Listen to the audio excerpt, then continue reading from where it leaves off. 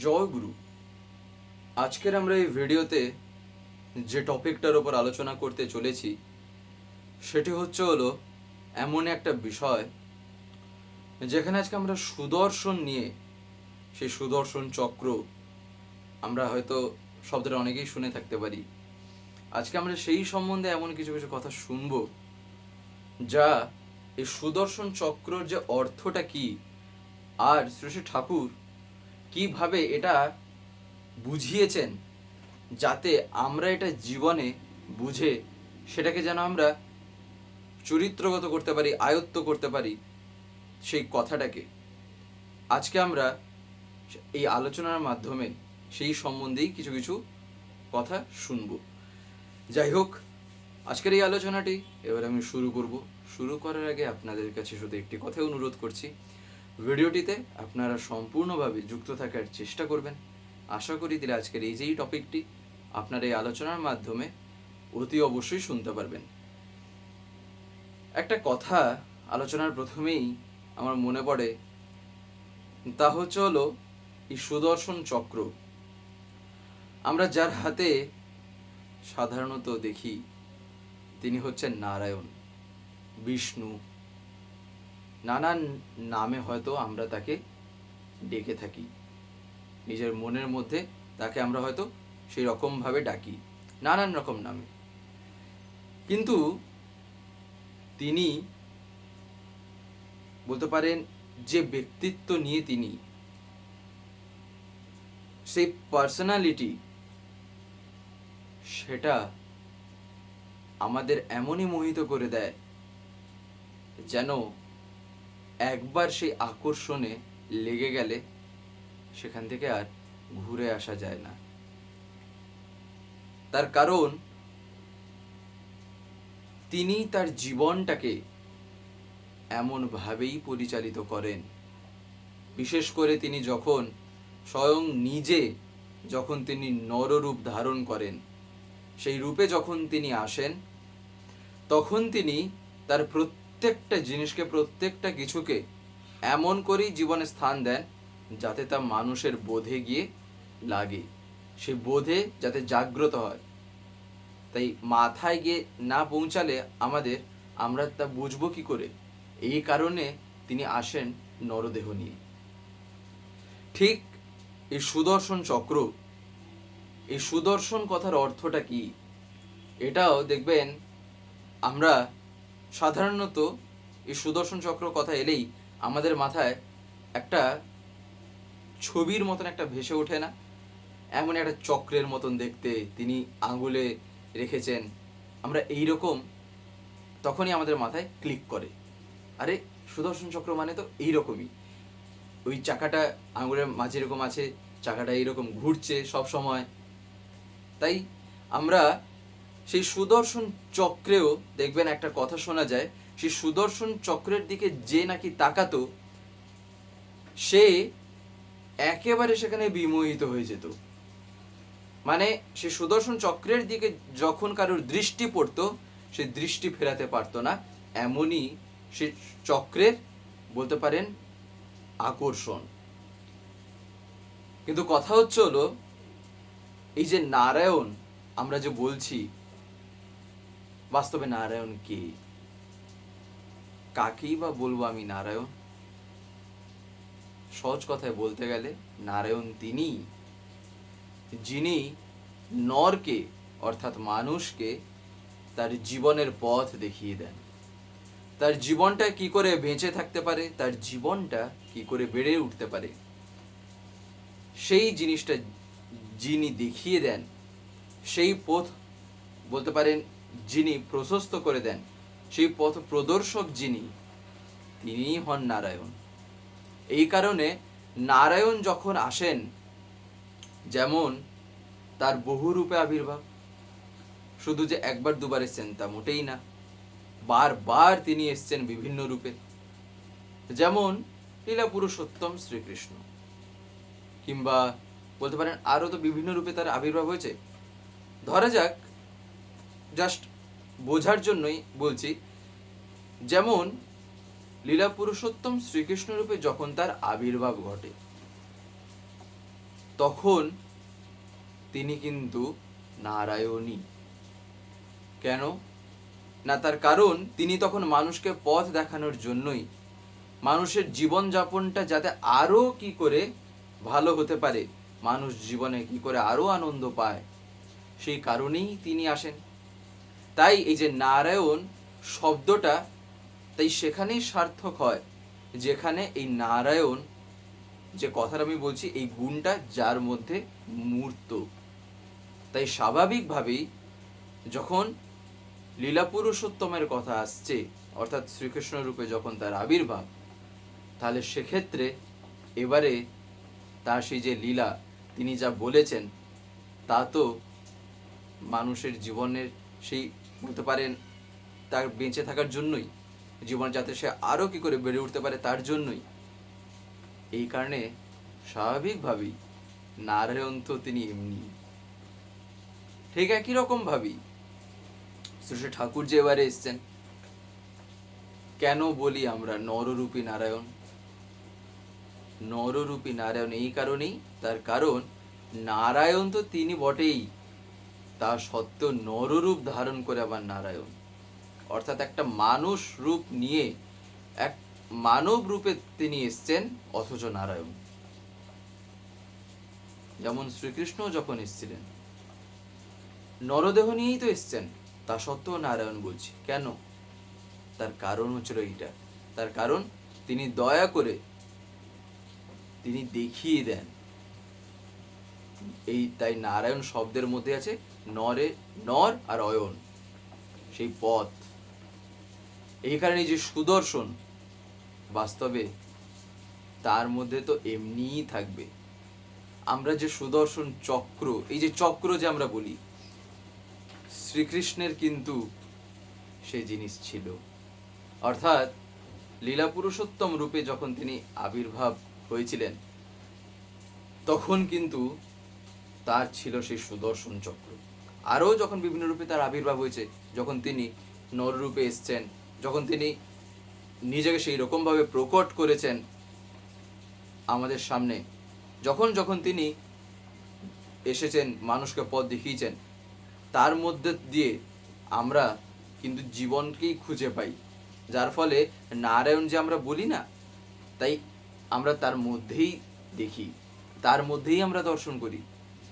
একবার শ্রী ঠাকুরকে দেবেন্দা একটা কথা আলোচনা হচ্ছিল, প্রসঙ্গটা বেশ আলাদা ছিল, একটা মজার কথা। এটা প্রসঙ্গটা আলাদা হলেও কথাটা এমন ঘুরতে ঘুরতে ঘুরতে ঘুরতে একটা জায়গায় এসে ঠেকে, সেখানে দেবেন্দা ঠাকুরকে জিজ্ঞাসা করেন, টেলিস্কোপকে কি সুদর্শন বলা যায়? টেলিস্কোপকে। তার জিজ্ঞাসাটাই দেখেন কেমন, জিজ্ঞাসাটাই এমন যেখানে সুদর্শনকে তিনি টেলিস্কোপের সাথে জড়িয়ে দিয়েছেন, দিয়ে কিন্তু জিজ্ঞাসাটা করেছেন। ঠাকুরকে যখন তিনি জিজ্ঞাসা করেন টেলিস্কোপকে কি সুদর্শন বলা যায়, তখন শ্রী ঠাকুর তাকে বললেন সুদর্শন মানে সম্যক দর্শন। শ্রী ঠাকুর তখন তাকে বলছেন সুদর্শন মানে সম্যক দর্শন। কেষ্ট ঠাকুরের ছিল সুদর্শন চক্র, কেষ্ট ঠাকুর মানে শ্রীকৃষ্ণ। তাই চক্র মানে এবারে কি, সুদর্শন মানে সম্যক দর্শন, আর চক্র মানে হচ্ছে হলো হরিজন, অর্থাৎ দিগন্ত।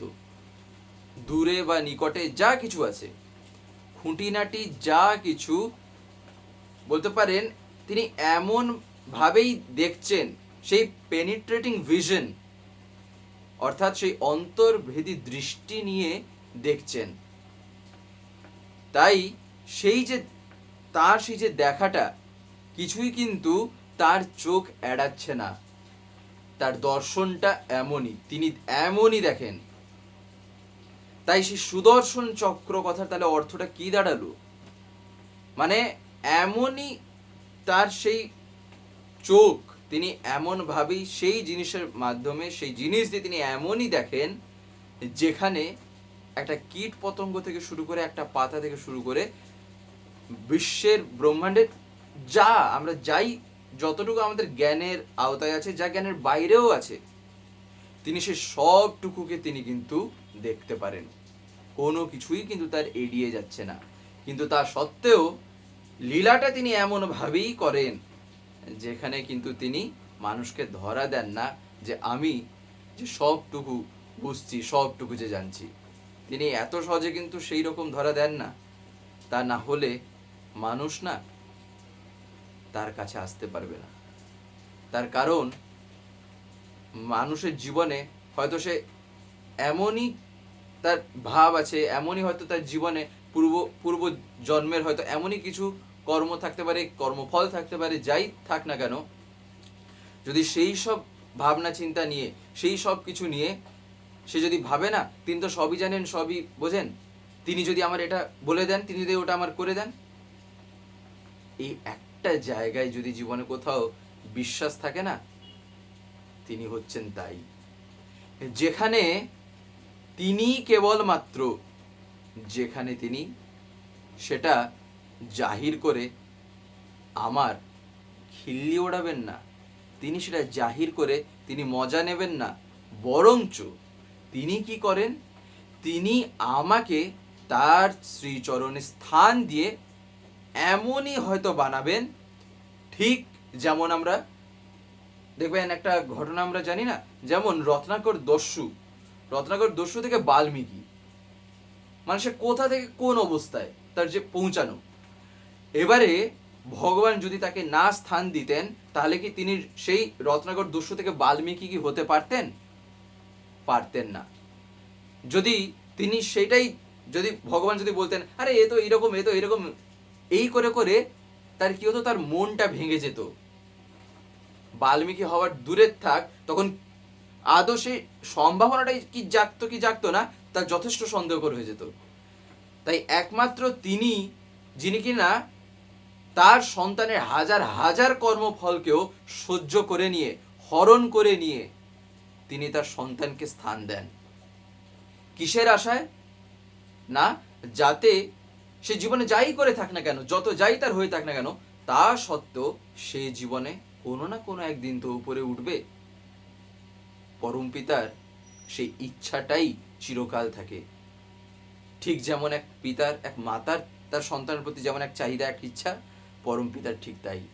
তাই তিনি কখনোই আশা ছাড়েননি। তিনি আমাদের থেকে সদা সর্বদাই তিনি আমাদের দিকে তাকিয়ে আছেন। কিন্তু আমি হয়তো এমনই জন্মান্তর, সে কালের চক্রে, সে কর্মের ভিতরে পড়ে তাকেই আমি হয়তো দেখা যাবে ভুলে বসে আছি। এই কারণেই তিনি হয়তো সবই জানেন, তিনি সবটাই বোঝেন, তিনি সবটুকুই হয়তো অনুভব করেন, তা সত্ত্বেও তিনি কিন্তু তা জাহির করে কখনোই সেটাকে এমনভাবে ব্যবহার করেন না যাতে সেই সন্তানটার জীবনটাই বিপন্ন হয়ে যায়, যাতে তার সেই সন্তানটাই আর না থাকুক, এমন কোনো কাজই তিনি করেন না। বরঞ্চ তিনি তাকে তার শ্রীচরণে স্থান দিয়ে দিয়ে দয়া করে তার জীবনের চাকাটাকে পুরো ঘুরিয়ে দেন। এই কারণেই সুদর্শন চক্রটাও না তার হাতেই মানায়। তিনি এমনই চাকা ঘোরাতে পারেন।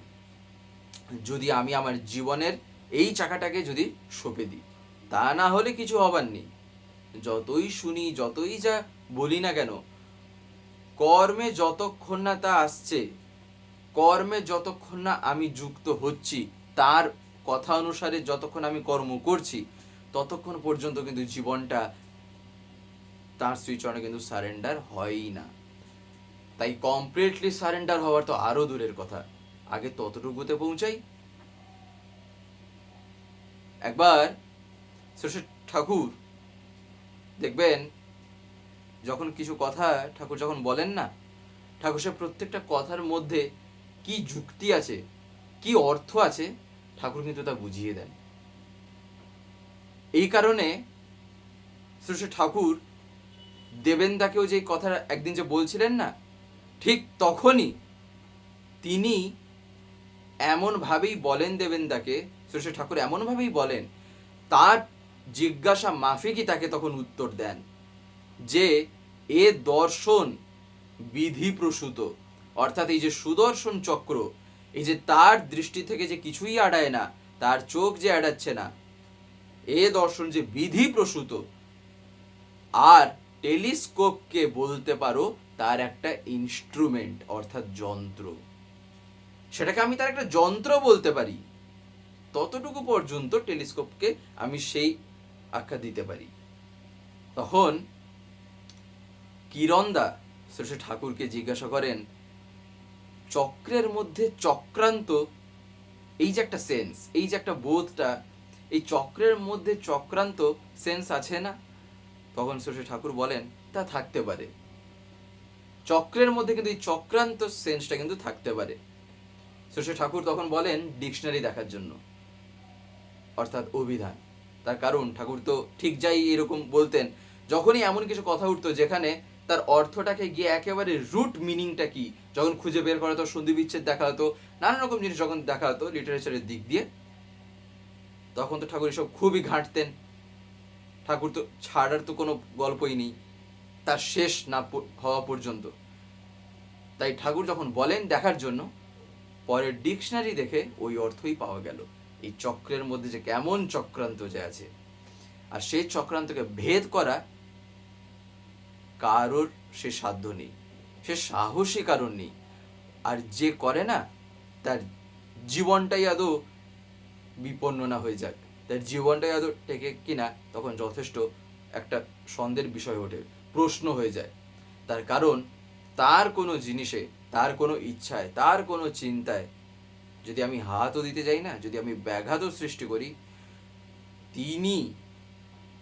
তিনি তো হয়তো ভালোবাসার তাগিদে, প্রেমের ইয়েতে তিনি হয়তো আমায় কিছু করবেন না, কিন্তু প্রকৃতি যে কি যে না কি ফল হয়তো তখন আমায় ভোগাবে, তা আমি চিন্তাও করতে পারবো না। তখন তার কাছে অনুতপ্ত হওয়া ছাড়া দ্বিতীয় আর কোনো পথই রেহাই থাকে না। তিনি একমাত্র পারেন সেক্ষেত্রে বাঁচাতে। এই কারণে শ্রী ঠাকুর দেখবেন সত্যানুসরণে একটা জায়গায় বলছেন না, যে তোমার দর্শনের জ্ঞানের পাল্লা যতটুকু, অদৃষ্ট ঠিক তারই আগে। দেখতে পাচ্ছ না, জানতে পাচ্ছ না, তাই অদৃষ্ট। এই কারণেই এই যে তিনি, এই যে সুদর্শন চক্র, এই যে সুদর্শন যে আমি যে শুনছি এতবার, বাস্তবিক শোনাতে, তাহলে বুঝলামটা কি না, তার সেই দর্শনটা এমনই যা কিনা কোনো কিছু এড়াচ্ছে না। তাহলে সাধারণ জীবের ক্ষেত্রে কি হচ্ছে?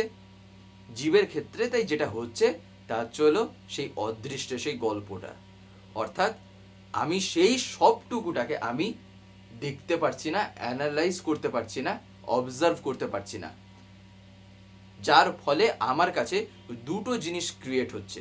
একটা হচ্ছে আমি যতটুকু জানি, আর হচ্ছে যেটা আমি জানি না, সেটা তখন বিয়ন্ড, সেটা আমার বিয়ন্ডে তখন চলে যাচ্ছে। হয়তো কোনো কালে জানতে পারবো আস্তে আস্তে, কিন্তু তিনি তো সেটা অনুভব করেন, তিনি তো সেটা জানেন। তাই এই কারণে না শ্রী ঠাকুর একটা কথা প্রায়ই বলতেন, যে ভগবান যখনই আসেন, তিনি তাকে এমনভাবেই নিজেকে নিজে তিনি জাহির করেন, যেখানে তিনি কখনোই কোনো জাদুর বা কোনো ছুমন্তর এইসব গল্প তিনি কখনোই দেখাতে পছন্দ করেননি বা পছন্দ করেনও না। যেমন এই যে তিনি যে সব জানেন, তিনি যে সব বোঝেন, কিন্তু তিনি এইসব কখনো বলেন? তিনি বাস্তব কর্মের ভিতর দিয়ে তিনি এগোতেই থাকেন। যেমন মাতা সীতা, যখন তার হরণ হয়, যখন রাবণ হরণ করে নিয়ে যায় যেখানে গিয়ে রাবণ রেখেছিল, এবারে যদি আমরা বলি শ্রীরামচন্দ্র কি তা জানতেন না? সবচাইতে প্রথম প্রশ্নই তো আগে মনে এটাই জাগছে, তিনি কি জানতেন না?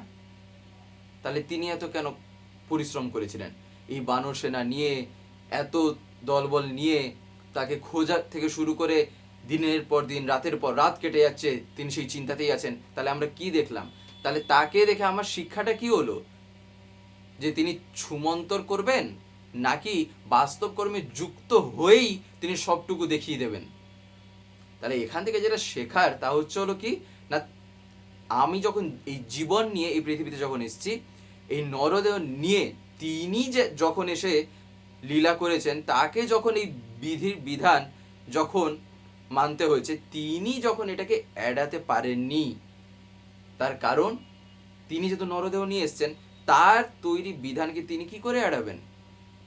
তাহলে আমি তার ছাওয়াল হয়ে আমি কোথাকার এমন কিছু যে আমি সেটাকে এড়িয়ে আমি সব কিছু করতে যাব? এই কারণেই না তিনি নরদেহ নিয়ে আসেন। এই কারণেই তার আশা, যাতে আমরা সেই মন গড়া কিছু ধারণা নিয়ে যেন ভগবানকে না মানি।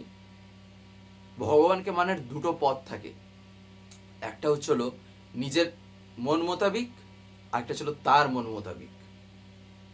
এবার আমি কোনটা চুজ করব সেটা সম্পূর্ণ আমার উপরেই নির্ভর করছে। আর এই যে অদৃষ্ট, এই অদৃষ্ট না জীবনে কিচ্ছু করতে পারবে না যদি তার ইচ্ছায় জীবন চালানো হয়। আর যদি নিজের ইচ্ছায় জীবন চালানো হয় তাহলে অনেক কিছুই করে দিতে পারে। এই কারণে সুরেশ ঠাকুর বলছেন না যে তোমার শয়তান অহংকারী আহাম্মক আমিটাকে বের করে দাও, পরম পিতার ইচ্ছায় তুমি চলো, অদৃষ্ট কিছুই করতে পারবে না। পরম পিতার ইচ্ছাই অদৃষ্ট, পরম পিতার ইচ্ছাই অদৃষ্ট। এইটা কখন না, যখন সেই শয়তান অহংকারী আহাম্মক আমিটাকে বের করে দেব তখন। আর পরম পিতার ইচ্ছায় যখন নিজেকে চালনা করব তখনই গিয়ে পরম পিতার ইচ্ছাই অদৃষ্ট হবে। নাহলে নিজের ইচ্ছাটাই পূর্ণ করতে করতে সেটাই কখন আবার কেমন হয়ে দেখা দেবে তার ঠিক ঠিকানা নেই। এটাই হয়, তাই না? এই কারণেই তিনি নররূপী নারায়ণ। তাই সুদর্শন, তাই তিনি যখনই আসেন না তার এমনি সুদর্শন চক্র এমনিই তার সাথে থাকে। কখনো আমরা চোখে একটু আঙুলে দেখতে হয়তো পাই, কখনো আমরা সেরকম একটা ভাব নিয়ে হয়তো চিন্তা করি, কিংবা হয়তো সেরকম একটা হয়তো আমরা ভাবি, আর কখনো কখনো তা আমরা হয়তো দেখতে পাই না। নাহলে কি সেই জিনিস কি তার নেই?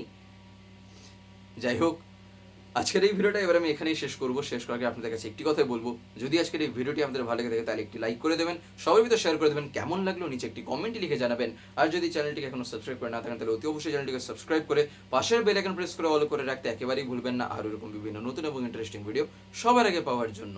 জয় গুরু, বন্দে পুরুষোত্তম।